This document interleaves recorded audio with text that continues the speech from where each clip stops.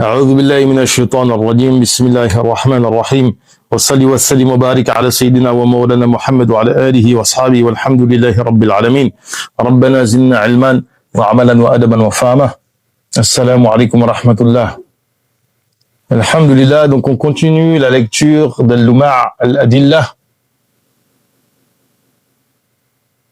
fi Qawa'id al-Aqa'id Ahl-Sunnah. Pour rappel, on était dans l'introduction, à savoir que, du moins le premier chapitre, sur le caractère émergent du monde, qu'il est hadith, al-alam, le monde est hadith, la création telle qu'on la voit est rentrée en existence. Elle n'existait pas et ensuite elle est rentrée en existence. Et il y a 4 principes qu'il faut établir pour développer rationnellement ceci. On pourrait parler de 4 axiomes qui, en soi, relèvent du ilm darouri, ce qui est établi sans réflexion nécessaire. On a abordé donc, premièrement, 2 fondements, 2 principes, à savoir que les arad, les accidents existent. Ensuite, deuxième principe, les accidents sont hadith, c'est-à-dire qu'ils sont émergents, qu'ils rentrent en existence. Et maintenant, on va sur le troisième principe, l'impossibilité pour les substances d'être exempts d'accidents. Rappelez-vous, on avait dit qu'il y avait deux choses, que le monde était avant tout constitué de 2 choses, le alam, des jawahir, des substances, qui sont définies comme étant des choses qui ont un volume, qui sont spatialement délimitées. Donc c'est plusieurs définitions, mais qui se complètent au final en réalité. Ce qui n'a pas besoin de support pour exister, de substance. Et justement, une autre définition qui complète la précédente, qui est ce qui supporte un accident. Et on avait dit que les accidents étaient des qualités inhérentes aux substances, telles que le mouvement, ou son opposé l'immobilité, telles que la couleur, la saveur, la forme, etc. Et donc,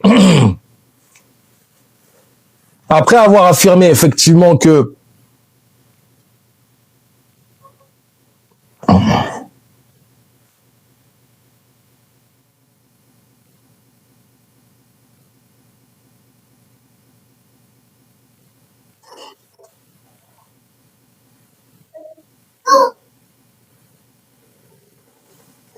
je suis en train de me rendre compte, j'ai le sentiment qu'on a déjà fait en fait le troisième principe.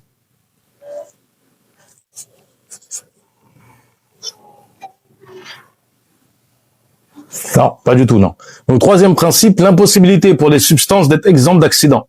La démonstration de l'impossibilité pour les substances jawahir d'être dépourvues d'accidents repose sur le fait que les substances occupant des espaces ne peuvent être comprises sans être en soi en état d'union, ijtima', soit en état de séparation, iftiraq.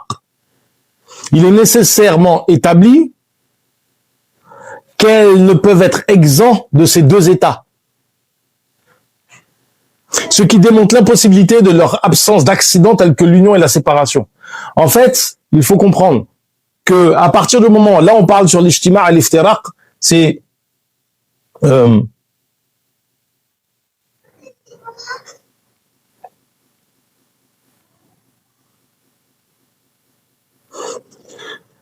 il y a l'idée que les substances soit sont comprises dans un espace, donc ça c'est clair, c'est quelque chose qui est établi, c'est l'une des définitions d'ailleurs sur les substances.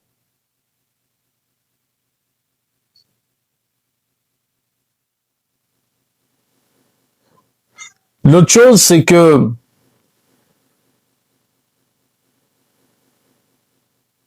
soit elles sont unies à quelque chose, soit elles sont séparées de quelque chose. Soit elles sont unies à quelque chose, soit elles sont séparées de quelque chose. C'est-à-dire qu'on ne peut concevoir une substance qui n'est pas unie à une caractéristique ou qui n'a pas cette caractéristique, qui en est séparée. On va préciser. De plus, la raison intuitive, donc ici, on le sait par le c'est-à-dire qu'il n'y a même pas besoin, de le conceptualiser. La chose s'impose à nous comme vérité, comme science, comme savoir, qu'il est impossible que les corps soient dépourvus des qualificatifs suivants: le mouvement et le repos, la présence fixe dans un lieu ou le déplacement d'un lieu à un autre. Cette observation clarifie ainsi l'impossibilité pour les corps d'être exempts d'accidents. Qu'est-ce que c'est? Allahu Akbar.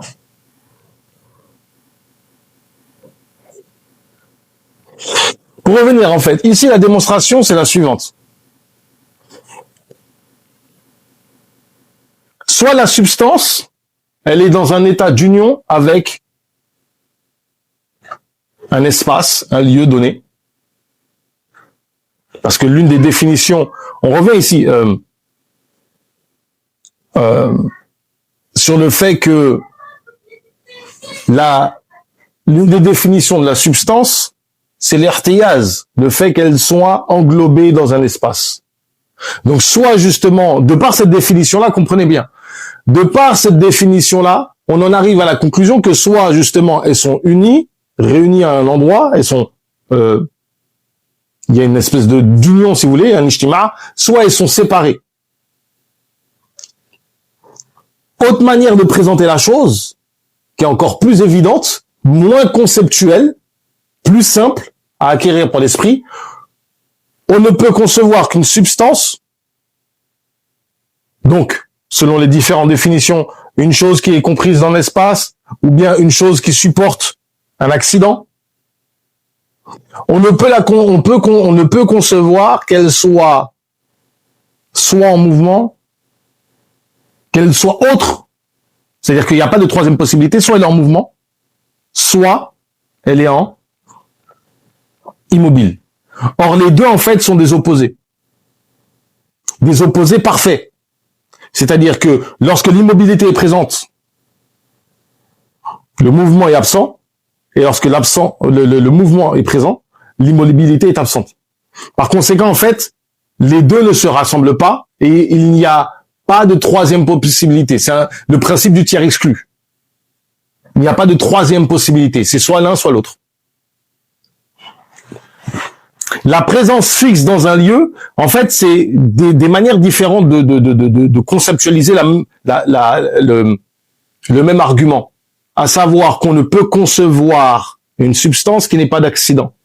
Et que ça soit par l'observation ou que ça soit nous-mêmes par déduction, je ne sais même pas, c'est par de la raison, mais sur le plan intuitif, au sens intuitif. Pas besoin de faire une démonstration. Si vous demandez à quelqu'un, tel objet, il est en mouvement ou il est immobile, son esprit n'est pas capable de concevoir une troisième réalité. Il n'y a que ces deux réalités-là. Or, de fait, le mouvement et l'immobilité sont des accidents. Donc le mouvement et l'immobilité sont des choses qui sont inhérentes, qu'on ne peut séparer de la substance. Ici, le terme substance renvoie justement, dans certains ouvrages, on n'utilise pas le terme substance, on parle de corps.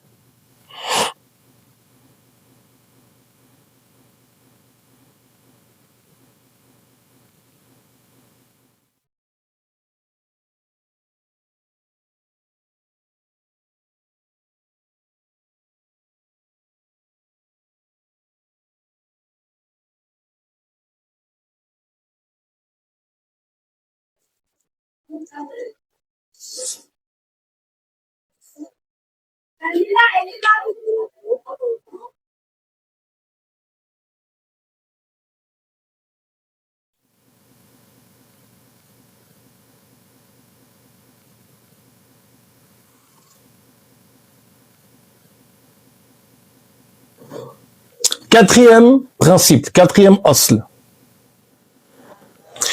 c'est l'impossibilité d'une série infinie d'événements contingents sans commencement.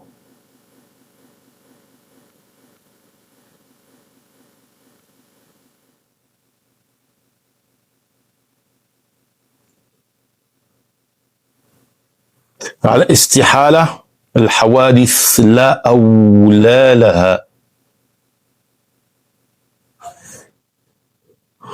Donc ici, comme je dis, il a traduit hadith par contingent, mais l'émergence serait peut-être la meilleure des traductions. Parce que la notion de contingence, c'est le mumkin, ce qui peut ou ne pas exister. Donc c'est le mumkin. Alors le hadith, c'est ce qui est rentré de fait en existence. Un hadith, c'est mumkin, parce que le fait qu'il rentre en existence, c'est une preuve de sa non-nécessité. Mais si on veut être précis, ça serait pas contingent le terme.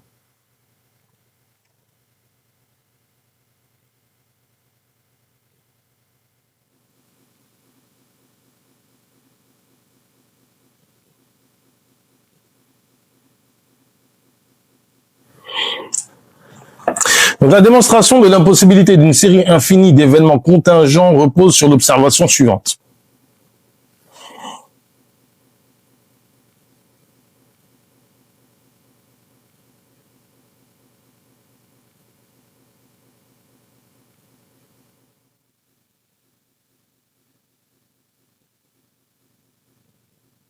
Donc, intéressant, on est quasiment en fait dans, j'ai envie de dire, alors c'est très mathématique la démonstration, on est quasiment en fait dans de la géométrie.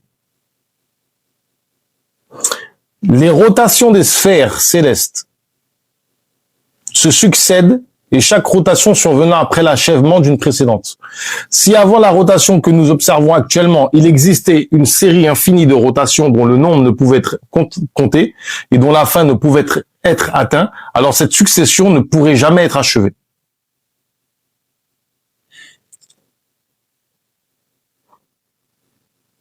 On répète, pour que ça soit bien imprimé, les rotations des sphères célestes.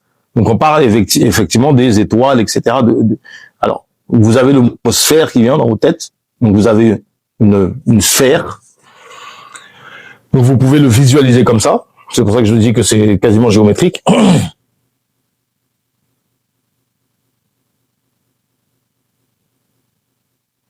Cependant, ici on se concentre sur une, comment dirais-je, principalement sur sur une observation en fait du monde. Donc il y a une idée de méditation aussi. النظر أفلا ينظرون إلى الإبل كيف خلقت وإلى السماء كيف رفعت, et comment le ciel a été bâti, a été élevé. Donc les sphères célestes, comment elles se succèdent. Alors ça doit faire mal au platiste, j'imagine. Donc chaque rotation survenant après l'achèvement de la précédente. Donc quand vous voyez que telle étoile ou telle comment on appelle ça, telle constellation a fait un tour complet dans le ciel, vous avez constaté que le tour complet s'est terminé, donc il y a un nouveau tour qui commence. Ou vous visualisez dans votre tête une boule qui tourne, et si vous mettez un trait, et ben le trait, il est pas, c'est le point de départ, il est parti, il retourne. Donc il y a eu clairement en fait un tour complet.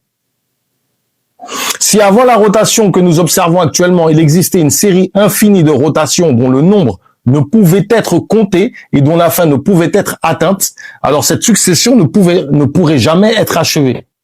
C'est-à-dire que la problématique, c'est que la rotation, ça implique qu'il y a un début de rotation. C'est là où se soulève le problème. En effet, ce qui est infini ne peut être limité par un nombre ni confiné dans une durée. C'est le principe de l'infini. Ni achevé dans l'esprit humain. Et ça, c'est très important. Très, très important. L'esprit humain ne peut visualiser, j'ai pas dit conceptualiser, ne peut pas visualiser l'infini. Faites le test. Dans votre esprit, voyez un espace infini, comme un espèce de espace, c'est-à-dire tout noir avec des galaxies, etc. Ça défile, stop, tu arrêtes de penser. L'infini est terminé, il n'y a pas d'infini. On ne peut pas visualiser l'infini. Notre esprit n'est pas conçu pour cela. Cependant, on peut conceptualiser l'idée d'infini, ce concept-là, c'est-à-dire quelque chose qui n'a pas de limite. On peut le conceptualiser, mais on ne peut pas le visualiser. Il y a une notion, il y a une différence entre les deux. On ne peut pas l'imaginer, si vous voulez. On ne peut pas lui donner forme dans notre esprit. Ce n'est pas possible, parce que c'est quelque chose qui dépasse nos capacités.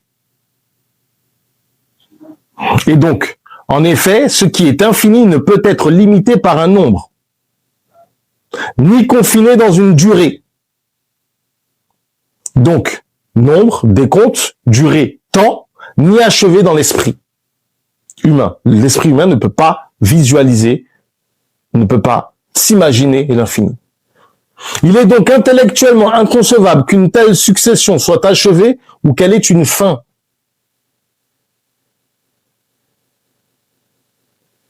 Cependant, le fait que les rotations précédentes soient parvenues à leur terme avant la rotation actuelle indique qu'elles avaient un nombre fini. C'est ce qu'on était en train de dire tout à l'heure. Et là, c'est encore plus précis. Le fait que la rotation se termine et que commence une nouvelle indique quoi? Que tu peux compter les rotations. Comprenez bien. Elle commence, elle se termine. C'est-à-dire que t'as pas, supposons que tu commences à la compter à un point A. C'est-à-dire que le point A, c'est le début, le point B, c'est la fin. Le point A, c'est le moment où toi, tu commences à compter. Première rotation, deuxième rotation, troisième rotation. Tu as pu dénombrer, en fait, le nombre de rotations. À partir du moment où tu peux dénombrer le nombre de rotations, il est établi que ce n'est pas infini. Parce que par définition, quelque chose qui est infini ne peut pas être dénombré. Et encore moins par l'esprit humain. Si leur nombre est fini, elles doivent nécessairement remonter à une première rotation. Donc, comme on arrive à définir qu'il y a un nombre, même si on ne connaît pas le nombre précis, on sait qu'il y a un nombre, on sait qu'on peut compter les rotations, elles ont forcément un début. Il y a forcément une première rotation qui a commencé. Ce raisonnement, et ça c'est l'argument cosmogonique, c'est le fait que le monde est un début et nécessite pour émerger quelqu'un qui le fait émerger. Un mukhassis, c'est quelqu'un qui le définit. Ce raisonnement s'applique également à d'autres séries d'événements successifs comme la filiation des enfants et des parents ou encore les cycles des semences et des récoltes. C'est-à-dire que quelle que soit l'observation que vous allez faire, prenons un exemple, la filiation des enfants avec les parents, il y a nécessairement un homme premier.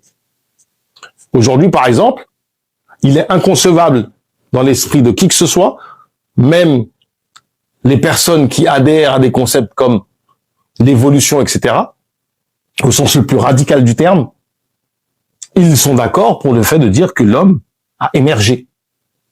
Même problème qui se pose. La première créature qui émerge, parce que l'une des problématiques qu'il y a justement dans la théorie de l'évolution, c'est qu'il n'y a rien de vivant et de l'inerte émerge le vivant. C'est l'un de leurs grands mystères. Ils n'arrivent pas à s'y retrouver dedans. Mais en fait, il y a un point de départ, il y a un point A. Il y a un point de départ.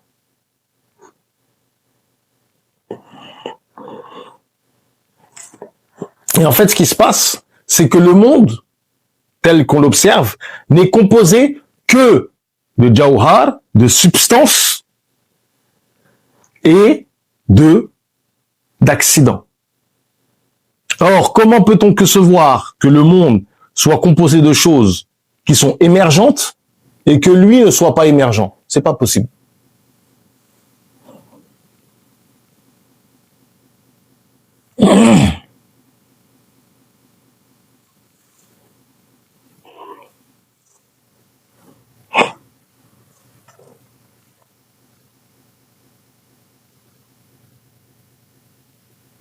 Conséquence logique. Lorsque ces prémices, donc les quatre prémices, les quatre usul qu'on a définis,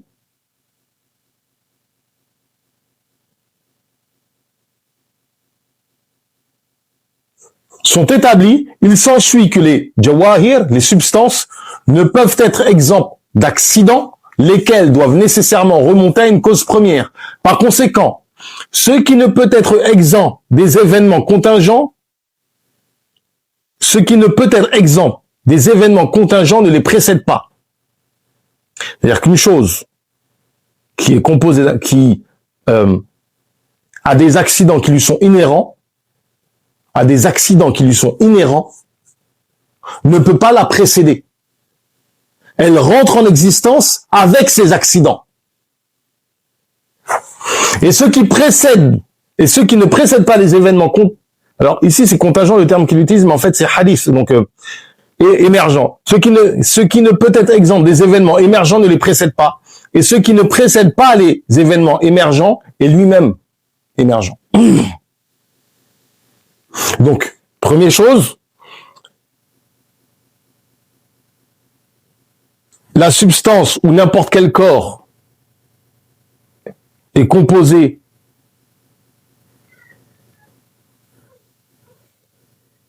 de choses qui sont émergentes, qui sont des accidents, comme le mouvement ou la forme. Par exemple, prenons ce vêtement. Ce vêtement a des limites.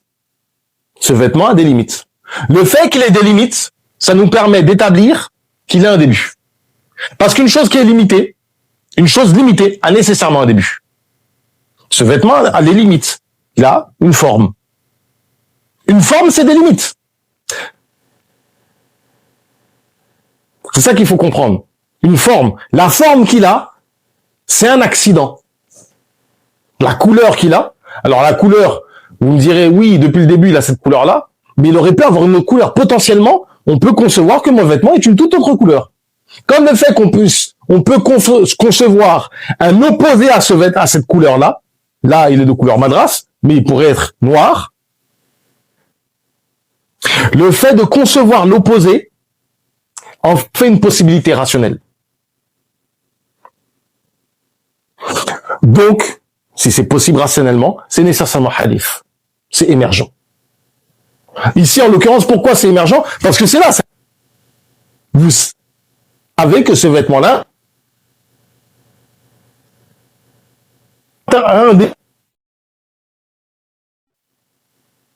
vous le savez. Et donc, à partir du moment où on établit que cette chose-là a nécessairement des arad qui la composent, donc une forme, une couleur, un espace dans lequel il est confiné, le fait qu'il soit uni à quelque chose, par exemple ici il est nu à moi, ou le fait qu'il soit séparé de quelque chose, il n'est pas sûr l'un de mes amis, ça fait que on ne peut concevoir ce vêtement dénué d'accident. C'est-à-dire que on ne peut concevoir que ce vêtement est apparu sans avoir une forme, que ça soit cette forme ou une autre, sans avoir une forme ou sans avoir une couleur. Il ne peut le précéder. Par conséquent, comme c'est nécessaire qu'il ait des accidents qui lui soient inhérents, il est lui-même hadith. Ces conclusions s'imposent de manière nécessaire, c'est-à-dire qu'on ne peut concevoir qu'il en est autrement, sans nécessité de réflexion ou d'analyse supplémentaire. Là, ce que je vous ai fait faire, c'est pas un effort intellectuel conséquent. Je vous ai juste demandé de constater une réalité en prenant en exemple mes vêtements. Tout simplement. À partir de là, on va pouvoir passer à l'étape suivante. Deuxième chapitre, preuve d'un spécificateur, d'un artisan qui a façonné cela.